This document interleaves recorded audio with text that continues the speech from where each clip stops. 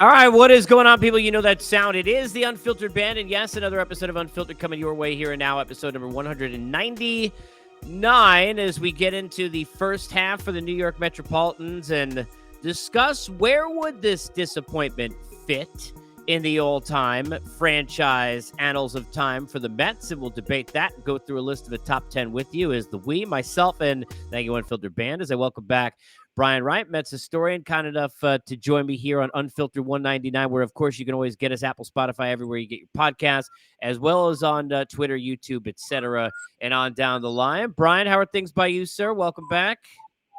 Thanks, Casey. Doing great, and glad we're. I guess we could say glad to be with you and to do this list. We were talking like a week ago, and going like, "Oh, are the Mets gonna like make this list irrelevant?" And they they both let us down and never let us down at the same time. Oh yeah, I mean, as I said too. So I had breaking down the fourth wall. I had said to Brian, I said the best and worst would be we never get to do this list that we put together because the Mets just start winning, and they won 5 in a row. And I'm thinking, geez, if they sweep the Padres and they win 7 in a row, kind of put the Padres out to pasture, you have a story of two different franchises where the Padres are kind of cemented as a disaster this season. And maybe the Mets go into the break with some optimism outside of just, Pete Alonso and the failed opportunities at the home run derby. And nevertheless, there go the Mets, lose 2 in a row. They're 42 and 48. They're 7 out of the wild card. More importantly, they've got Cubs, Padres now, Brewers, and Phillies ahead of them before they even get to Giants, Diamondbacks, and Marlins in that mix. The division, forget about it. They're 18 and a half out. And as I've pointed out many times, including Danny Martino about a week ago, we should be talking more about how close they are to the Washington Nationals and the fact that it is ridiculous. They've actually spread that gap. There are now only 6 games in front of the Nationals. If I would have told you that at the beginning of the season, that would have been disappointing enough. We don't disappoint. We'll get to this list and all the breakdown because of our good friends at Bet Online. Number one source for your sports betting needs, latest odds, lines, and matchup reports, baseball, boxing, golf, and more. Bet Online continues to be the fastest and easiest way to place your wagers. Live betting and favorite casino and wildcard games available to play right from your phone. Head to the website or use your mobile device to sign up today. Get in on the action. Remember to use the promo code BELIEVE. It's BLEAV for your 50% welcome bonus on your first deposit. Bet Online, where the game starts. And let's get started before we get into kind of the top 10 disappointments in the franchise to date and where this would fit. And let's talk about how disappointing this first half has been. I guess I'll start. What has surprised you most about how bad they've been? Like, is there something that stands out that you're like, I never thought this would, clearly we never thought they'd be here in general, but what stands out to you about this disastrous first half for the Mets? Well, I think it's not necessarily that some of their starting pitchers are looking old, because they are old, specifically Scherzer and Verlander. But I think it's just like how much older they look, and how inconsistent they are. And to me, I would have to say that's, even though lately it's been a little bit better, but the biggest disappointment to me has been the pitching, and specifically the lack of length from the starting pitching, which then allowed the bullpen, which wasn't great to begin with, especially when Edwin Diaz was gone, to be really exposed.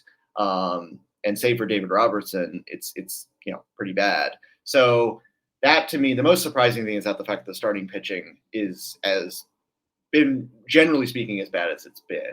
And I think Max Scherzer especially has been the most disappointing of all.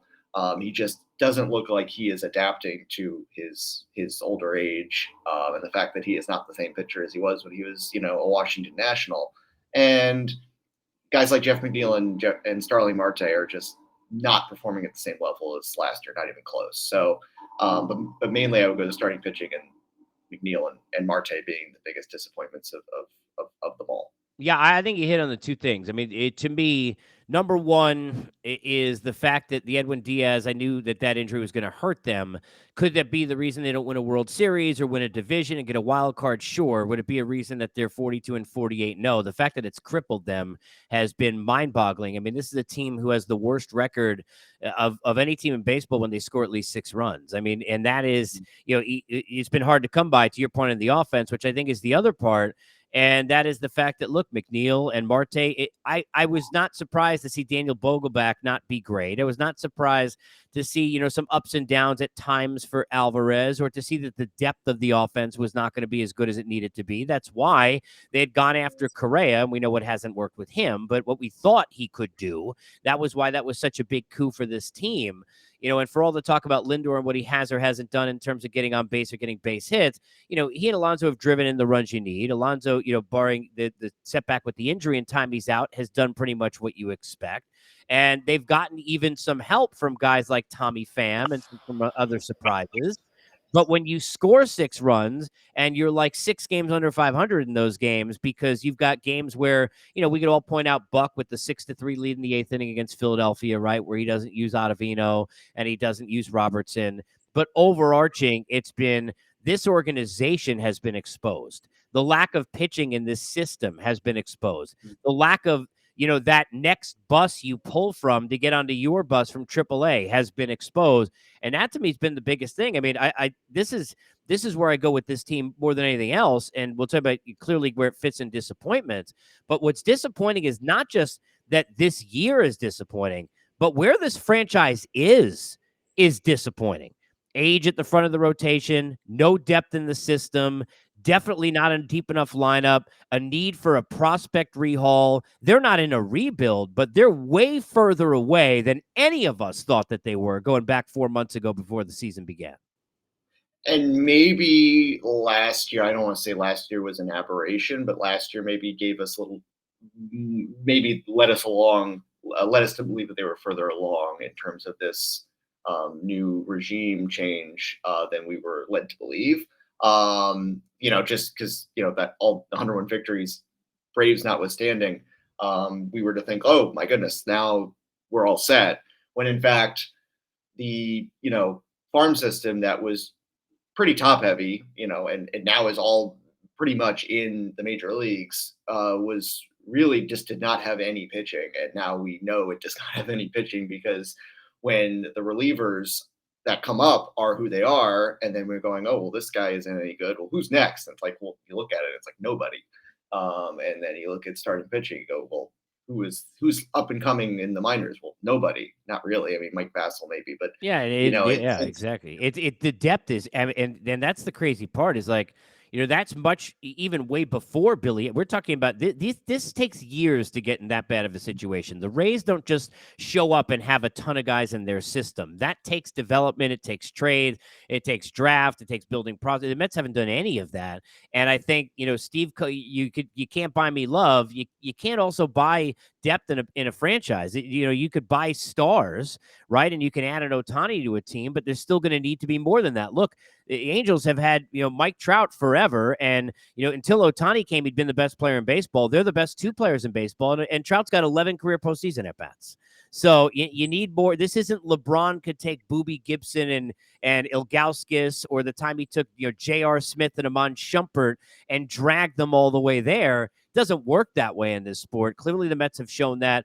I'm curious, for the people who are watching and listening, let us know, where do you think this season would fit in your lifetime for you and the all-time disappointments for the Mets in terms of a season standpoint? We overarched it beyond disappointments for seasons. You put together a top 10.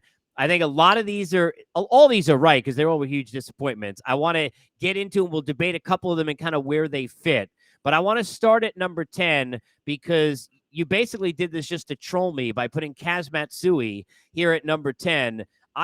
To me, he is, from a standpoint of what he was supposed to be and then how bad he was because of how atrocious he was. And then watching him do what he did in Colorado in the run that they made in 2007, all of that entailed the defense, the lack of an arm, forget what position he was playing. The fact that if it's not opening day, it was like he couldn't hit. He couldn't run or steal bases, even though he had speed. From an individual standpoint, he truly is, certainly in our lifetime, at our age, is one of the biggest individual disappointments ever for the Mets franchise, and you have him at number 10. Yeah, and it's one of the highlights is just seeing you foam at the mouth at because I can't stand the guy. I mean, not personally. I'm sure he's a nice person. Yeah, and seeing him in Colorado in the 2007 playoffs, and whether or not he was supposed to be as good as he was hyped, or whether he was he was just plain overhyped. happen to believe the latter, but then again, seeing him not only be a disappointment, but also stunt the growth of Jose Reyes, which is just another layer of this. By moving to shortstop and forcing Reyes to play at second, really just underscored the disappointment, and it made it even more frustrating. The fact that Kaz Matsui was on this roster and not performing at the same time. As you said, he hit home runs in every first game he played in the 3 seasons he was with the Mets, and that was all you really remember. You remember his opening game in Atlanta, home run to center field, and you thought, "Oh my goodness, look what we have!" And then it was just downhill from there. So I was I believed the hype when he came up, and it just it didn't it didn't pan out. Obviously, that's why he's here. But maybe it was overhype, but that doesn't discount the fact that he didn't perform even close to where he was supposed to. At number 9, we've got the 2015 World Series. And here's the thing, look, this is why I think this is at the right point in this list. You could go into specific situations with the Familia scenario up 6 runs. You could go into Harvey. You could go into the fact that the Mets had been on a run, what they did to the Cubs. And you could get lost in the fact that certainly, and because it's a World Series, and it was a huge disappointment because once there, all the aspirations are clear for Met fans to go win 4 games and get out of there with a World Championship. But when I look at the 500 team before really the All-Star break, when I look at Soup Campbell and John Mayberry Jr. on a Sunday Night Baseball against the Yankees in that season, hitting 3-4 in your lineup, when I look at that we didn't expect Cespedes, that nobody knew Daniel Murphy ... would do what Daniel Murphy did, and kind of the way that it all happened, this is more of a surprising season than it was a disappointment. And because of those expectations that were lacking until you got there, because there were a lot of fans who never thought they'd beat the Dodgers or beat the Cubs to even get to the World Series.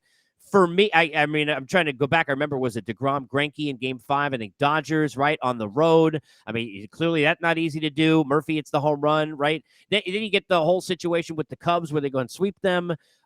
I think, to me, I look back at that season, and I know most Met fans don't, but I look back at it as more of a gift than I do of despair. So for me, yeah, disappointing for sure in the World Series, but I think you have this right lower on the list. I think people will complain and think it should be higher, recency bias, but I think you got it in the right spot because that was a gift season that became a disappointing week or two in terms of the 2015 World Series. Yeah, on July 24th, I don't think anyone in their right mind would have seen the Mets in Game 5 of the World Series. They said, 3 months from now, you'll see the Mets in the World Series against the Kansas City Royals. That would have been nuts. And that 3-month period is, for me as a Mets fan, the most fun 3 months ever. And that probably makes the World Series and the fact that I don't want to say the Mets gave it away because a break here, a break there, they would have, they might have won. But it was a 5-game series, so it's hard to say that. It's hard to. It wasn't like a 7-game series, and it was decided, in the 7th inning of Game 7 or something like that. But then again, when you're leading for a majority of the innings, I don't know exactly what the disparity was, and the way those games were lost. Game 1. Familia quick pitching in the 9th inning, the Gordon home run, went 14 innings. And the later that game goes on, the more I'm going, man, if they lose, this is going to suck. Because, For sure. You're going Yes. like, oh my God, it's 1 a.m. And if they lose this game, it's just going to be a just stab in the heart. Game 4 with Murph Tover really coming to a crashing halt with that error. His defense surfacing at the wrong time. And then Game 5, Matt Harvey staying in 1 batter too long. And Lucas Duda's throw was closer to the visiting dugout than it was to the plate. When you think of all the ways those games were lost, you can't help but think, how could this have been different? But at the same time, as you pointed out, that was a joyride. I mean, I do look more on that fondly than I do, we let one get away. But at the same time, when you lead for so much, you do have to say, kind of let at least one of those games get away. Yeah, look, I'm with you. I think this is one of those scenarios where it's a lot of it is a recent failure. I mean, it looked fairly recent, and you're looking at a situation where in that moment you start to get carried away. But most Met fans hated that team for 90% of the year, thought it Oh, was yeah. terrible, and then couldn't stand anybody except Cespedes, excuse me, for a while, who kind of carried them. And then, thank you, Matt Williams, for putting Drew Storen on the mound like a million times during a lot of those games against the Nationals. Clearly, I think it fit at 9. So you got Kaz Matsui at 10. You get the 2015 World Series disappointment at 9. Again, where do you think this season would rank and fit into all of this?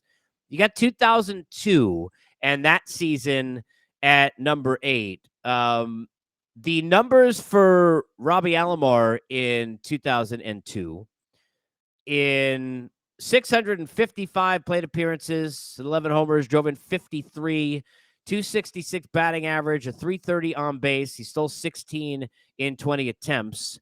You had the big Mo Vaughn situation, which he was going to be brilliant and save the world as well. 558 plate appearances. He did it 26 home runs. And look, to be honest with you, I mean, really probably did enough if the rest of the team had done a little bit more. But the team in general did not do a little bit more. We can think about, the situations with, among other scenarios, Roger Cedeno and Jeremy Burnitz, and go on down the line, and how many people that we look at that were disasters here. Why did you have this on this list at number 8, and why is it the right fit, the 2002 season? I think because of the players that you mentioned, Roberto Alomar, Mo Vaughn, Jeremy Burnitz, Roger Cedeno, these kind of additions that were after 2000. I mean, 2001 they finished strong but missed the playoffs. You thought that would be enough with Mike Piazza, Al Leiter to, an older team to get back to the playoffs after making it 2 years in a row in 99, 2000. But I wonder if we're going to look back, 20 years from this season, and I'll cite another season that we might have coming up in terms of disappointments. And we might look back and say, like, why did we think that this team was going to be so good? And we could have certainly have our reasons. In the moment, we're just going like, why is this team not any good? And now we're saying, like, why did we think it was going to be so good? And I look back at 2002, and certainly it's on this list, but I look back and going, we got a lot of older players who, were either breaking down or had broken down. And we certainly had these high expectations. And I remember going to spring training in late March in 2002, and Roberto Alomar looked really slow at second base, made at least one error. Edgardo Alfonso made an error. I forgot if he was playing third or wherever. Mo Vaughn looked especially slow. Jeremy Burnitz looked terrible at the plate. I normally don't make predictions based on spring training. I don't think anyone should, but that felt like an omen. It was like one of the last spring training games. And I'm like, this team doesn't look good. And I'm like, they shouldn't have had Brian. They shouldn't have had that team. Shouldn't have had expectations. First of all, at all. When you look at it going back in it, I mean, I don't know what people expected, because you look at from the pitching staff standpoint, and your rotation is Al Leiter, Pedro Estacio, Steve Traxel, Jeff D'Amico, and Sean Estes. I mean, I don't know where they necessarily they were going to drag you to a championship of any kind. I don't think that was going to be the case. Al Leiter had a very good year, but Estacio with an ERA of 5. I mean, I can't even hear Sean Estes without thinking about him trying to hit Roger Clemens and missing, and Bobby Valentine losing his mind. But this season, way more disappointing that we're currently in than 2002, as an example of how high this will be on this list if this continues the way it is in 2023. Highly more disappointing when you look at bringing in Senga, and you think about Scherzer, and you think about Verlander. So just as an example of like how rare it is in rarefied air for Met fans and Met teams to have the kind of roster they brought into this season. It gives you an idea, to your point, when you go circa back 21 years ago, now you're looking at how the hell did we even think this team was going to be any good? We're going to get into Generation K clearly, because if that's not on the list, we shouldn't even do one. So people people know that's coming, right? But you think about it, so you think about 92, 93, the best team money could buy and all those other things. The idea of this season to me that is paramount is we got Hall of Famers in the rotation. I don't care what age they are. We got as big a pickup on the pitching side than anybody could get. By the way, he made an all-star team just now in Senga, right? So we had all of these things coming in. If you want to begin the disappointment before the Edwin Diaz injury, we had by far the best reliever in the sport. Because I think the disappointment for this season begins at the end of the World Baseball Classic with that injury. I mean, that was really that seminal first moment of this. But it tells you, going back 21 years, just how crazy we were and just how low our expectations were from watching this team over decades, that we thought 2002 was going to be some banner year, because it never was going to be. Looking back at it, I mean, in retrospect, there's no way we should have had any expectations for that to be better than it was. And maybe better than 9 games under 500 at the end of the year, okay. But there was no way that team was winning a World Series with that roster. No way. No, and I agree with you. I think, if 2023, this year ends up being, if they miss the playoffs, let's just put it that way. Yes. And this is going really high. It'll be number 4. It would be number 4. I will tell you this, and I will go. I'm going to go back to the list, but I will advance to this and say that for me, because I looked at it this way, if this season ends this way, I will have it at number 4. So It won't be number 1. That's the bad news for Met fans, because you've lived through what I think are 3 worse things than this already. So at least, or the good news, that you've already been through it 3 times and you're going to be fine. Number 10, Kaz Matsui. Number 9, 2015 World Series. The 2002 season, number 8. Number 7 is Jason Bay. And I think from an individual standpoint, when you think about bringing in free agents and, what they're going to do, and you think about what he had done, not only in Pittsburgh, but what he had done at Fenway. And, you think about, a guy who had, put together that resume where you thought he was just about to jump off, if you will, and have everything be just amazing. A guy who, just to give an idea, and look, not everything about, ribbies, but you want to talk about a run producer, a guy who drove in 119 runs in 2009 with the Boston Red Sox the year before the Mets brought him in. The Mets brought him in. He then drove in 47 and 57 in the next 2 seasons, which, just to give you an idea, if you're bad at math, you've got 104 runs driven in between the 2 first seasons of his free agent signing with the Mets, which is far less than he drove in the year before they signed him. If this ever wasn't, I get the big ticket and then I can't live up to it, I don't know what is. Jason Bay sitting on our list, unfortunately so, yet rightfully so. This one I like right where it is at number 7. Yeah, and you talk about, the fact that he only drove in barely over 100 runs in those first 2 seasons. You talk about home runs, now we're talking about a completely different scenario in terms of some dimensions. We're going from Fenway Park to the Great Wall of Flushing. But still, 36 home runs at Fenway, you think like that should translate to something better than 6. You had me. He had 6 Brian, home runs. You had me at something. I mean, what a disaster. You had me at something, honestly. He had 26 home runs with the Mets in 2+ seasons. He didn't make it through all the way to 2012. But anyway, and what I remember is there was the, I don't want to say debate, but maybe there was the decision of whether to go after Jason Bay or Matt Holliday. And it may, classic Wilpons, it was money that was pretty much the driving factor. And the better deal was Jason Bay, but the better player was Matt Holliday. Not that, Matt Holliday is significantly better. But he might have just been, he would have been Jason Bay. And, for me as a Mets fan, he had my ire, especially. Probably a very nice guy, just could not, handle New York to use a very cliche term, but it just was clear it was just not the place for him to be, and his career basically fizzled out after that. He played 68 games after playing with the Mets.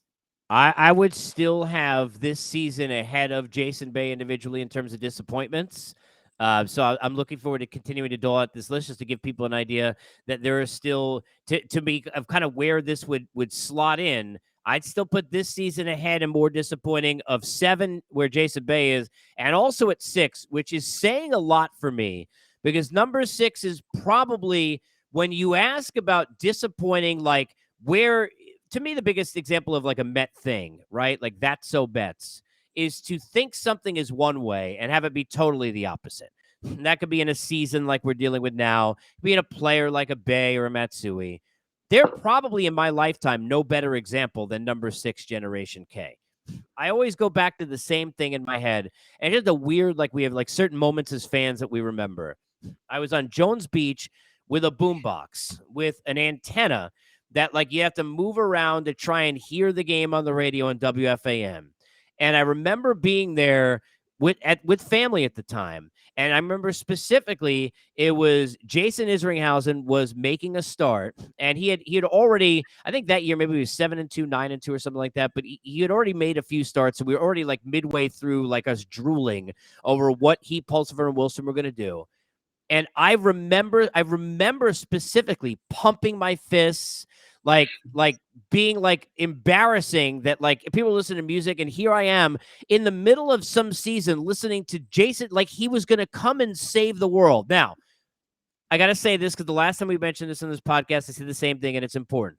Guy had 300 saves, ended up being one of the better closers ever. Terrific dude, great and beloved by like every clubhouse he ever been in. Had a great career, Cardinals, A's, did great with so he, of the 3, right, didn't end up with the elbow surgeries, Reds and gone, Paul Wilson. Didn't end up Long Island Ducks career better than a Mets career, Bill Pulsifer.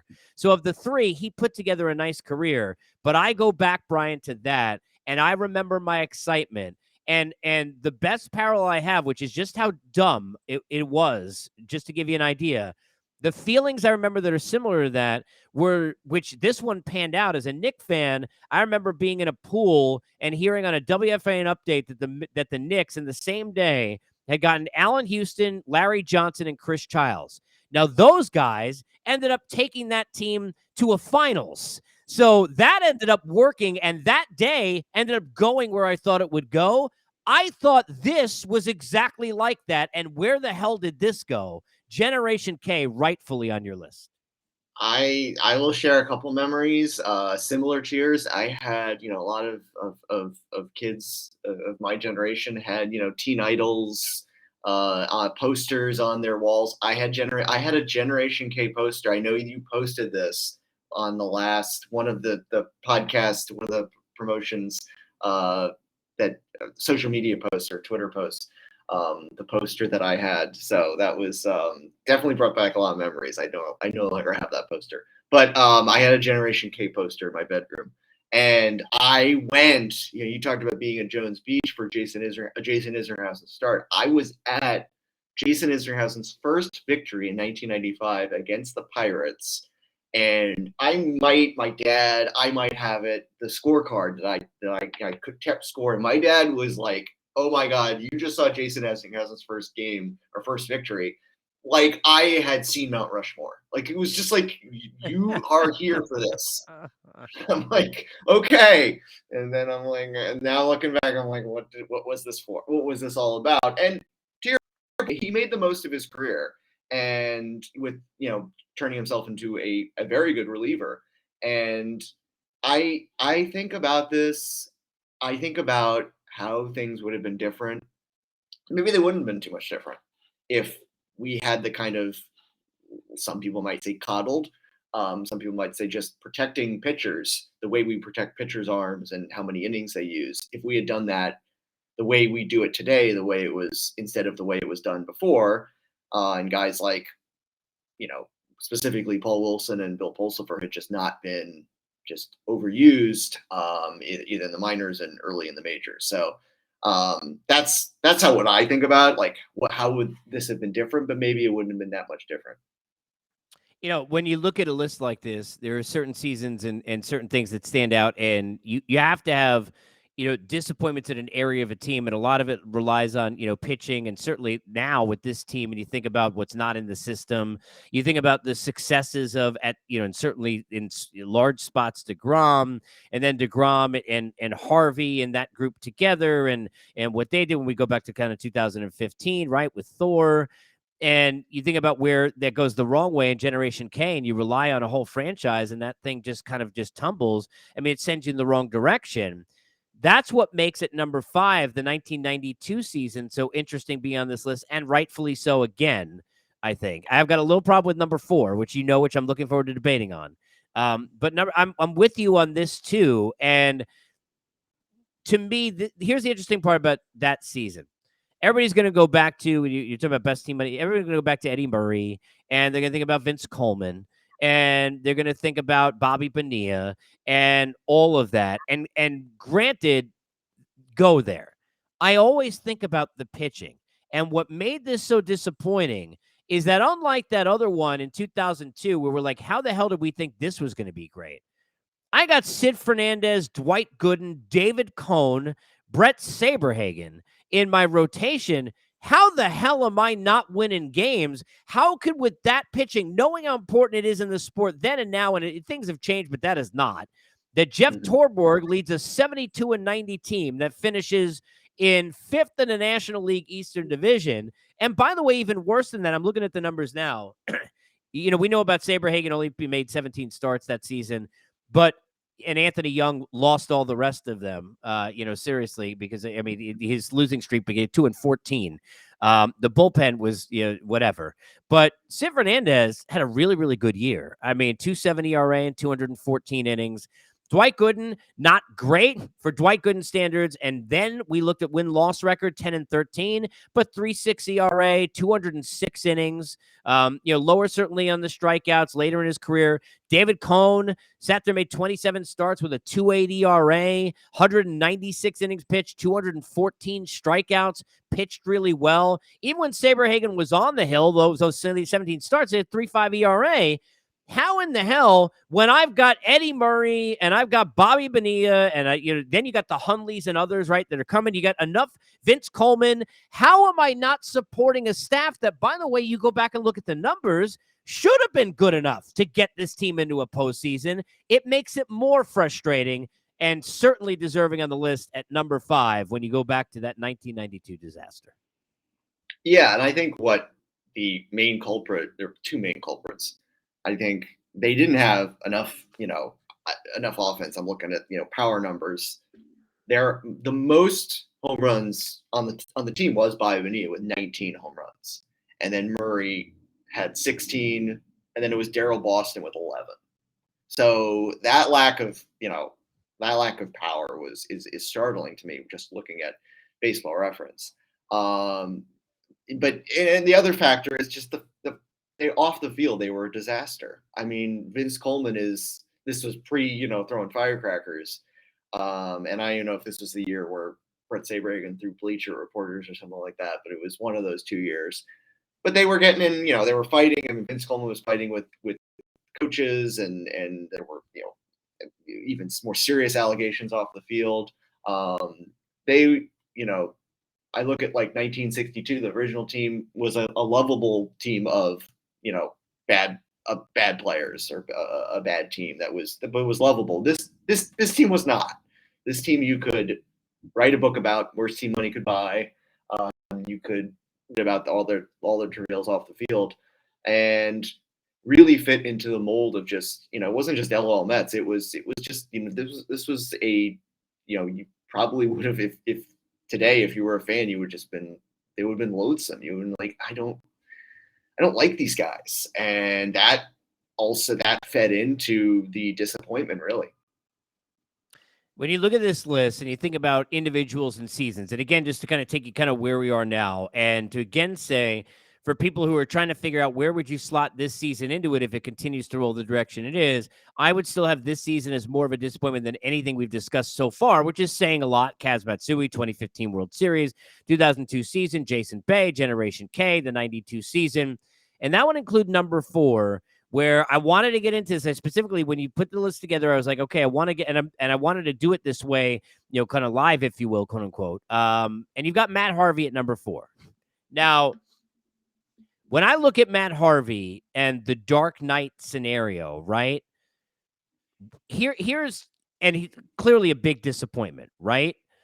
I guess a couple of things happened for me. Number one, I lumped him in for a while with DeGrom and Thor, and then am thinking, okay, is that more of a combined disappointment? That trio, off of where we thought they were at 2015, even though they lost the World Series, into what it would be. And we know what DeGrom did, but DeGrom, comparatively to what happened to the other two, Thor falling off the face of the earth, the way that things ended, where, he's sitting there and complaining like it's Wilson Ramos's fault, and then he's gone off the reservation, watching him in Philadelphia in the postseason, right? The Matt Harvey scenario and how his career ended, like kind of that trio, like, I guess juxtaposed to that Generation K idea. So that's one thing.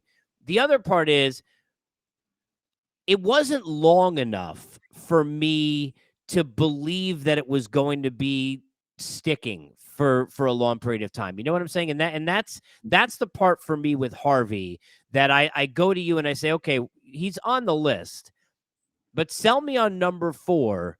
Because Generation K, for me, when I look at it, I think about changing a franchise. And I'm talking about it openly. I don't know if there's a right answer to this. When I look at Matt Harvey, it went so fast in my head from how is anyone going to hit a guy who's high 90s fastball with that slider at 92 and a bloody nose, and Harvey's better in those chants, to the guy who showed up late to the stadium because, the Batmobile couldn't get there in time. That fall from grace was so fast. I don't think it's stuck long enough with my heartstrings for me to buy into it, maybe. And I don't know if that makes sense. And I'm saying that out loud. Yeah, no, I totally get that. I think for me, the comparison with Generation K and we talked about Jason Isringhausen and that great, very good first year he had. I feel like a lot of prospects are, Paul Wilson drafted number 1. A lot of prospects are really hyped up and nothing really comes of them.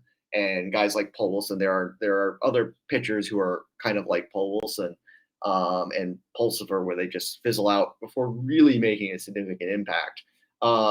So I certainly think they're disappointing, but we've seen things like that before. I guess the cluster of the 3 of them collectively makes it a little more tough to swallow. But for Harvey, for me, and I know we did a list earlier this year. I think it was mainly on Bus, and I'm gonna kind of, I hope this doesn't sound contradictory, but like Harvey, I remember saying I didn't consider Matt Harvey a bust because of how spectacular he was in 2013 and coming as comeback pitcher of the year in 2015.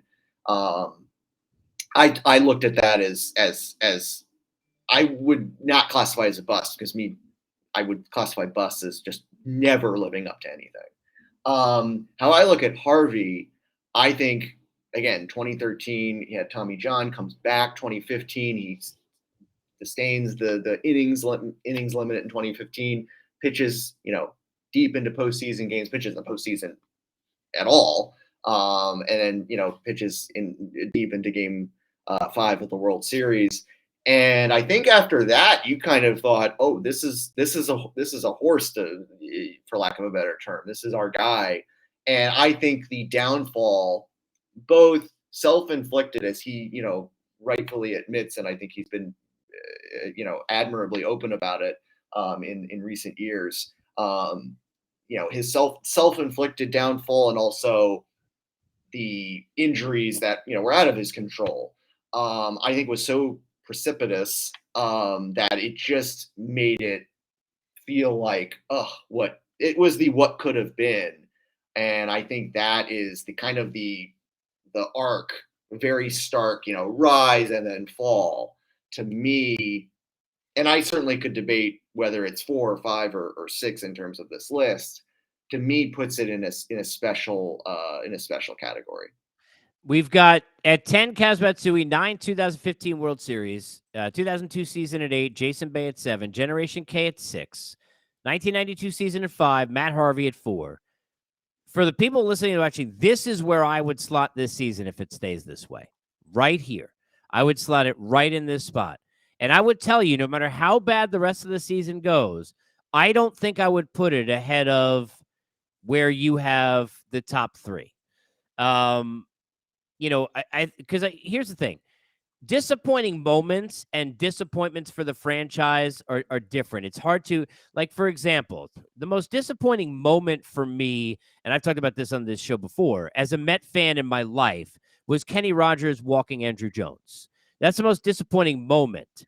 But that season was not a disappointment. Even that run was not a disappointment when you think about what happened in the 2 weeks prior to get them there. And when you really look at the roster that they had, right? And Braves were a better team. But that moment would, because the Ventura thing happened 2 days before, because you're down 7-0 with Smoltz, and here's Piazza with a 3-run homer, and you're there. That moment, that drawing you back in and push and pull, and all the emotions of that week and that season, that's probably the most disappointing moment I've experienced. But it's not a disappointing season. These three include moments that, because of the seasons that led up to them, became such disappointments. And to me, number three, you could make a case for number one, and that is the 2006 NLCS. That look, the Mets have had a lot of situations, like, I'll go back in the list, where, let's take it as an example. When you look at what they did in 2015, it was highly disappointing. But really, when we look at it, going into the year, we didn't think they'd be good. Half the year through, we thought they were terrible. Then we thought we had one player. Then all of a sudden, we had one other player in Murphy, and it was Cespedes before that. And then the next thing you know, here's Familia in a 6-run lead, Alex Gordon, okay, bye, and there comes, Lucas Duda, Hosmer, and you're gone. But that wasn't the situation in 2006. And I covered that team that year. 2006, you knew how good they were. You knew how deep they were. You knew how ready they were. You knew how stocked they were. This was the best team in the National League. It was the best team that was available in the playoffs. That's the worst World Series I ever covered, between the Cardinals and the Tigers, with the PFPs that went wrong for Jim Leland's team that won the. That is the worst World Series I have ever, literally, have ever seen or covered since I'm covering this sport, right?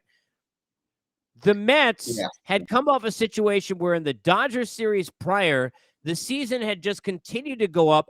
The visual I remember is the one where LaDuca is tagging out two runners, one of them being Jeff Kent, which made it all more purposeful and wonderful. I think it was a Sean Green throw from right field, if I remember.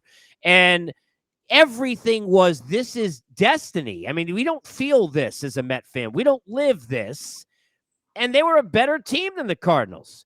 Then in the middle of that series, I think it was 12-5 with the Delgado big game that they won to set you up into this position. And here you are, and you're ready, you're willing, and you're able.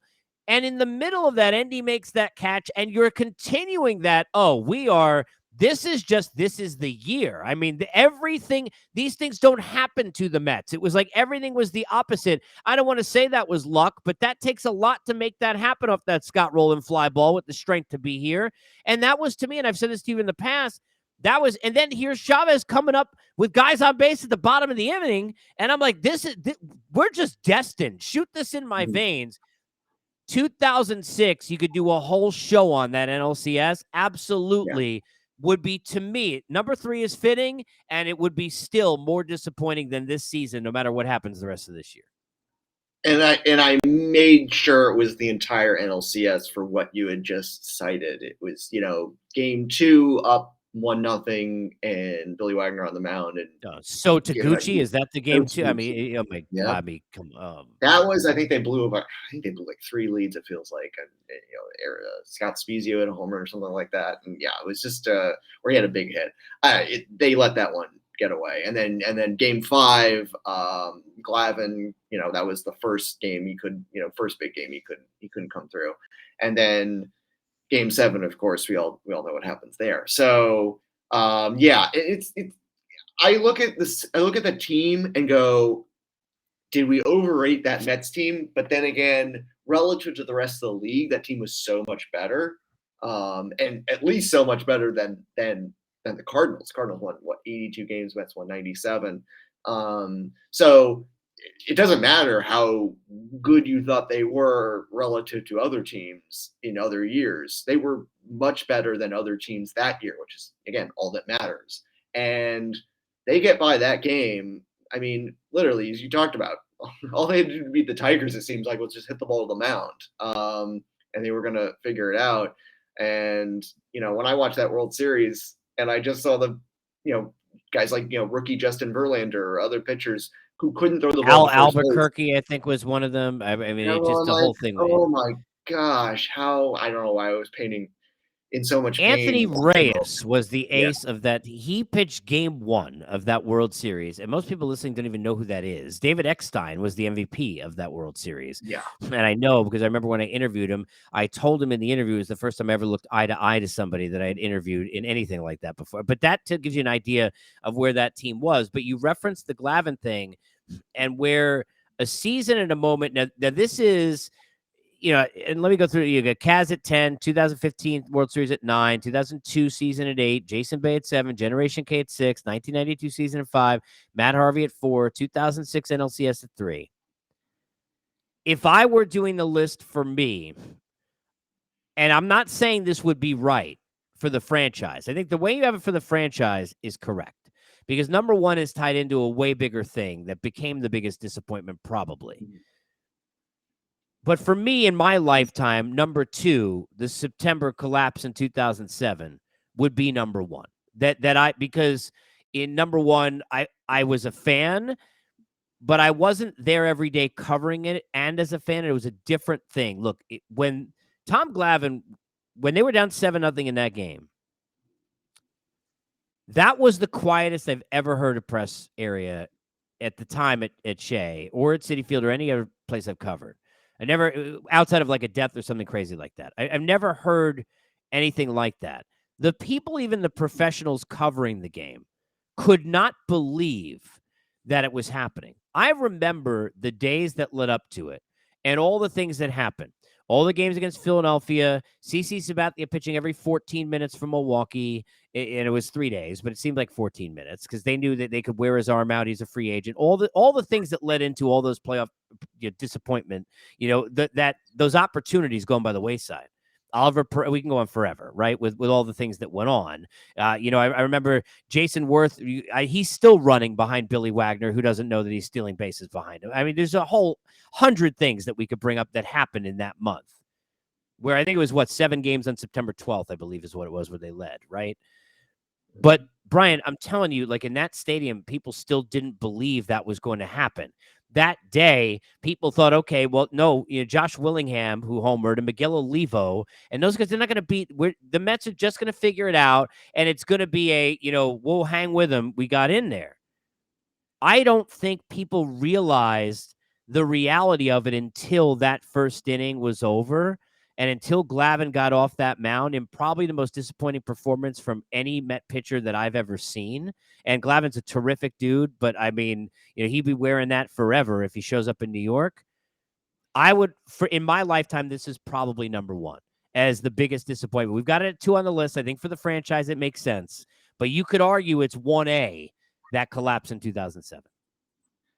Yeah, I think in 2006, as disappointing as that was, you had a feeling, and I'll never forget. I don't know if it was 2000. It might have been 2006. I was watching a game, and it was a Fox game. Joe Buck and the late Tim McCarver, and Tim McCarver said something to the effect of, with regards to David Wright and Jose Reyes, said, this left side of the infield, it's not a matter of when they'll win a world. It's not a matter of if they'll win a World Series, but when. And I'm telling you, in the moment, I heard that. I think it was 2006. I said, "Oh boy, what if they don't win?" Maybe that was me as a Mets fan, just going like, "Wait, what if he's wrong?" And 2006, as disappointing as that was, you said, "Well, we got a young left side of the infield. Yeah, there are other parts that are older, but reason to be optimistic." And then 2007 comes along, not the same dominance, but, up pretty significantly on the Phillies, despite what, Jimmy Rollins might have said at the beginning of the year, saying they were the team to beat. Even losing 3 straight to the Phillies in early September, I still was like, well, maybe they're, that's just, the Mets are just kind of in a little bit of a swoon in September. They'll get out of it. The Phillies were desperate. They needed to win. when they started losing games in Miami, they started losing games against Washington, a terrible Nationals team. I mean, that was just like, what's you were just going, boy, what's going on? They're going to figure this out, right? And then, as you said, that first inning, I don't think I've ever been a combination of sad and angry. Oh, That was sad. like, but I was like, I think I was sad, boiling with anger. I was just like, why is this happening? And that was like, you just kind of said, like, is this just not happening for the Mets? I don't want to say the window was totally closed because next year, sadly, that very similar thing happened. But that was a different kind of feeling than 2006 because you never even got a shot. And I think if you get in, we've seen it. Teams that back in the Philadelphia Phillies last year, you have a shot. If you're not in, you don't have to say anymore. You have no shot. And they Yeah, just I look, for me, I never saw more crying in a clubhouse than I saw after that game. Like those guys they had lived through all that pressure and all that disappointment and that collapse. And collapse is an overused term in sports, but legit, this was absolutely one.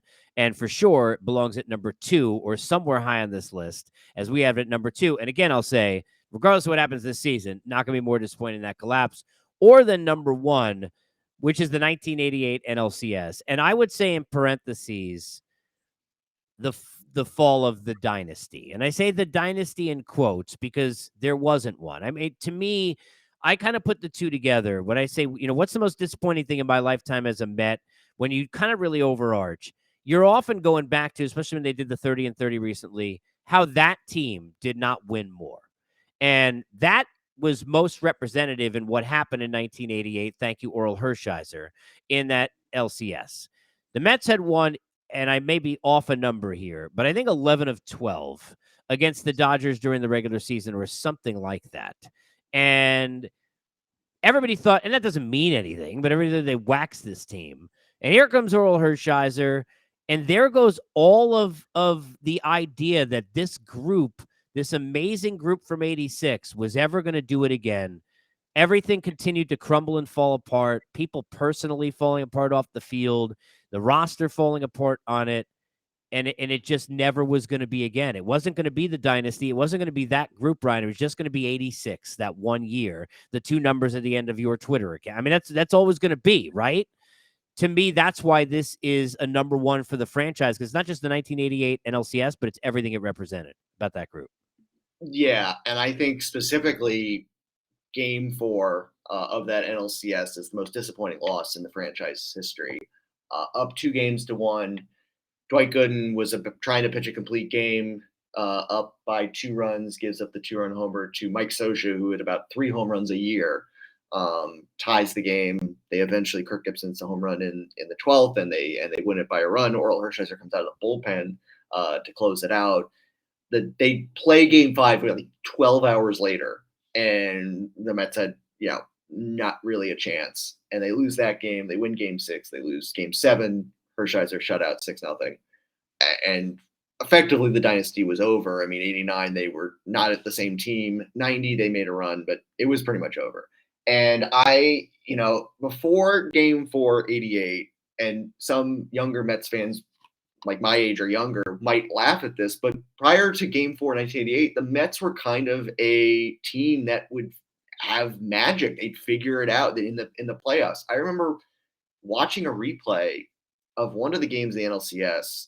I don't know why I was rewatching the 1988 NLCS, but someone, I mean, maybe it was Al Michaels or Tim McCarver, I don't know who, made a point that the Mets had won 5 postseason games or something like that. They had some kind of mark where they had won a certain amount of postseason games at 8th inning or later. They were behind in the 8th inning and they came back to win. And it was like this. It was like more than the Dodgers had won in their entire history. And that was like a mark of the Mets. They would figure out a way to win these postseason games, 69, 73, 86, of course. And even in 88, they had 2 of those first 3 games they pulled out. And you kind of thought, and maybe even the Mets might have thought, we'll figure out a way to beat this team that we had beaten all but one time during the regular season. And Game 4, the Mike Scioscia swing changed everything, really. And that's to me is the kind of the fulcrum of the franchise in a sense. And it was just never the same. And it's we look back at like how postseason is structured, and hey, they would have made the postseason more, but the regulations are what the regulations are. They didn't make the postseason enough, and 86 stands out. And we look at 86 more fondly because they only won that one World Series. But at the same time, you do have to look at that group as a disappointment, and 88 is really the one that stands out as far as the why it's such a disappointment. Yeah, look, we thought that group, and you go back, look, it's sadder more for what happened off the field with a lot of those guys than it is for on the field. But you look back and you say, well, geez, what might have been? Those are things that we can't revision in history fix. We can't, you and I, certainly we would fix the rest of the season. But I do want to close this way and ask you, and I'll give you my thoughts on it as well. Do you think the Mets, when this season is over, will be, and I'm going to just throw some things out, and I'll tell you my answers as well. Do you think the Mets, when this season is over, will be over 500? Isn't that a sad question? Think about how sad that. How sad is that question? Even the question itself makes you want to cry. I thought you were going to ask how they make the playoffs, and I was going to have. Do you think they'll be over 500? I mean, I'm going to say yes, but it'll be like 82 and 80. Okay. And they'll miss the playoffs. Okay. I hedge towards saying no, because I think they're going to have to try and sell off whatever they can. And what they can is not going to be a lot. But you'd sell off David Robertson and Adam Ottavino even, and eat some Scherzer money if somebody's willing to take it just to get any kind of prospect, and then you're even worse. So hang with them. I mean, you're not selling off a lot, but they don't have a lot really of room in terms of that, right? I will say yes, but it's close. Okay. Do you think they're going to make the playoffs? I don't. I just don't see this. They just don't. Okay, it's a combination of a few things. I don't think they're consistent enough. I mean, we saw a 6-game winning streak coupled by 2, losses in San Diego, which is nothing to be ashamed of, but still, it's like, what you saw in San Diego the last 2 games was more indicative of how it's been this year. I mean, they had a 5-game winning streak, and then they really tailed off. So I haven't seen the consistency that was the mark of the 2022 team. So that's why I'm not ready to say that they're going to make the playoffs. I don't think so either. Yeah, and I just 6.5 or whatever is 7. I don't know what the distance is not overwhelming, but it's just, to me, the teams they have. I thought, well, maybe they don't have to overcome as many teams. I think when they were like 6 teams in between them, I said, well, they have to jump a lot of teams. But I do look at it and I'm going, which team is going to falter? Is it going to be the Marlins? Is it going to be the Dodgers? Certainly won't be the Dodgers. Are the Diamondbacks going to fall off? I don't know which team is going to falter enough for the Mets to fall into the Mets' place. I agree. And I think, Brian, and I think they're going to need to realize as a franchise they're further away than they thought they were, even if they don't say it publicly. And that means you got to move any money you can, get any prospect depth you can, and then kind of try and redo it in the offseason. And that is going to be an ugly look, because that's going to be Robertson, Ottavino. It could be McNeil if somebody's willing to try. Could be a Marte if somebody's willing to try. I mean, you're Scherzer, if you can eat enough money and he can come out of the break pitching well, which I don't even know if that's going to be a thing. Good luck with that. It's going to be ugly. It's going to end up on this list, but I don't think it'll be number 1. The good news is you all can debate at home, at work, around the road, wherever you are, and continue to follow us on Unfiltered and follow Brian as well at Brian Wright 86, if I remember correctly. Is that right? That's on Twitter? correct, Did I get that right? Yeah. And get us, of course, on the Unfiltered Revolution as we continue along with you. As always, Unfiltered is brought to you by our friends at BetOnline.